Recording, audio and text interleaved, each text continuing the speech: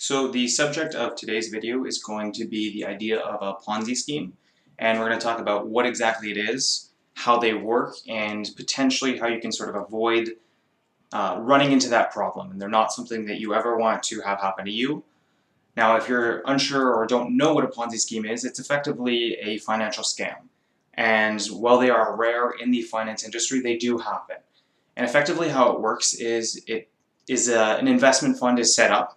So you have someone who starts a investment program. And what they do is they look for people to bring money in. So they look for investors. And so a person invests in the Ponzi scheme. And so they bring and deposit, say, $10,000 in the investment fund. Now, how a Ponzi scheme works is effectively the person who created the fund doesn't actually invest the money. What they do is they take the money that was given by the investor and then they distribute it back to them as returns, and then they keep the rest, or they skim off the top. So they're not actually investing, they're using the money brought in and then giving essentially fake returns. And how it works is then when people see the investment fund is performing well, you'll have new investors who come in. And what happens is they bring in new money, and that money is then used, that money that they bring in is then used to pay the initial person and provide them with returns as well. And so what happens is more people see that the fund is doing well, so more people invest, and then their money is used to pay the returns of the initial investors, pay the returns of the new investors. And it's a sort of cycle where more money has to be brought in from new investors, more people have to invest, and then all of that money is taken and redistributed to the other people to provide a return. There's no actual investment in companies, there's no investment in actual investments. It's a scam because what the individual who created is doing is they're effectively creating fake returns, and then they're taking whatever money is left over or skimming from the top. And as I mentioned, they're not very common, but they do exist. And there's a problem, and a very significant problem, obviously because it's not being invested. There's no growth. The money doesn't grow, it just disappears when it's given back to people. And eventually it reaches a critical mass where you have so many people in the investment fund, so many people expecting returns from that fund, that all of the new money that's being brought in from new investors and people reinvesting is no longer enough to pay those returns. And what happens? Well, the investment fund goes under, people start looking into what's going on there, and they say, whoa, how do you not have any assets? What's going on here? And then they realize that it was a scam. And that's when you see events where people lose their life savings, where everything goes away, and it's a terrible situation. And unfortunately, it is somewhat easy to see them actually what they are, but people sort of get blinded by the potentially lucrative high returns of those funds. So that's what a Ponzi scheme is, that's how they work. Effectively, the person who created it reinvests the money that's brought in, or doesn't reinvest it rather, redistributes the money brought in as fake returns to the investors, so that they keep their money in and they reinvest more money in, and eventually it goes bust. So you 100% want to avoid Ponzi schemes. How do you do that? Well, there's sort of three ways. It's very hard. You can't say for sure whether a fund that is earning a consistently high return is a Ponzi scheme, but there's a couple of warning signs that should be enough for you to be sort of make you wary and not actually go into it and say, you know what, it's not worth the risk. I don't want to pursue this as an investment. So there's three of them. The first is there's this idea of risk versus reward in investing. And the idea is this, that as an investment's risk goes up, the potential return goes up as well. What effectively that means is that for a very low risk investment where there isn't a lot of risk of bankruptcy or losing money, you're not going to see high returns. And then the opposite is true for high risk. And sort of just to use an analogy to sort of hit that home, let's say you're lending money out to two different friends. One of the friends is very responsible and they're going to pay you back. Let's say it's $100, just a small denomination.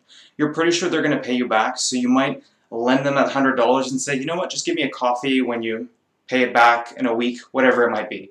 You're pretty sure they're going to pay you back, you're not too worried, so you're willing to lend that out to them for very little in return, a coffee.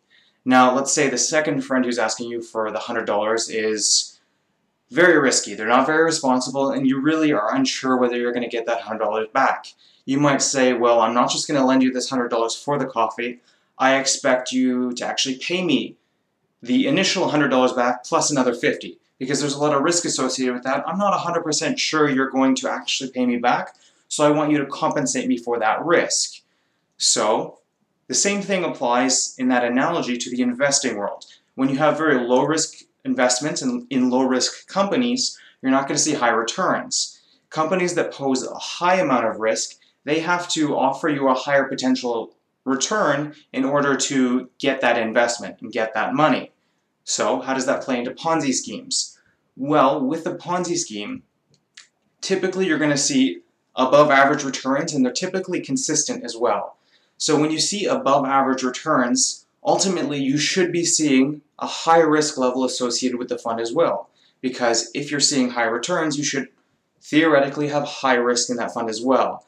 And in a Ponzi scheme, if you see, say, you have a low risk investments and the fund says it has a lot of low risk and sort of its overall volatility, and then you look at has a high return consistently, that doesn't make sense. In order to have high returns, you should theoretically have high risk as well.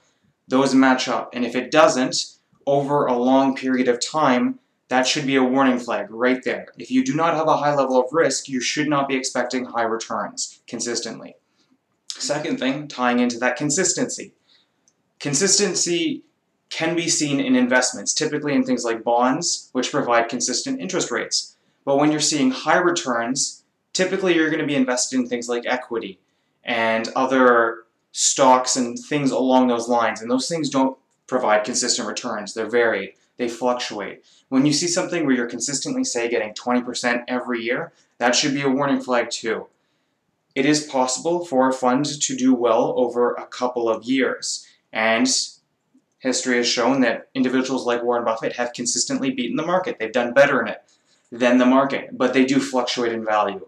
Anytime where you see it's a consistently high level of investment, that should be another red flag. Doesn't necessarily mean it's a Ponzi scheme, but you should be asking questions, being like, does this make sense? And the third and final sort of thing you want to look at is the fund disclosing what they're actually investing in? Now, there are some mutual funds and other investment funds out there that want to keep their investing strategies secret for whatever reason, and that isn't necessarily out of the norm, but it should be a red flag. If someone in the financial industry, and this applies to everything, not just mutual funds and investments, if someone ever doesn't want to disclose an investing strategy, if they don't want to disclose what they're investing in, if they want to hide information and say that for whatever reason they can't disclose that, that should be a huge red flag.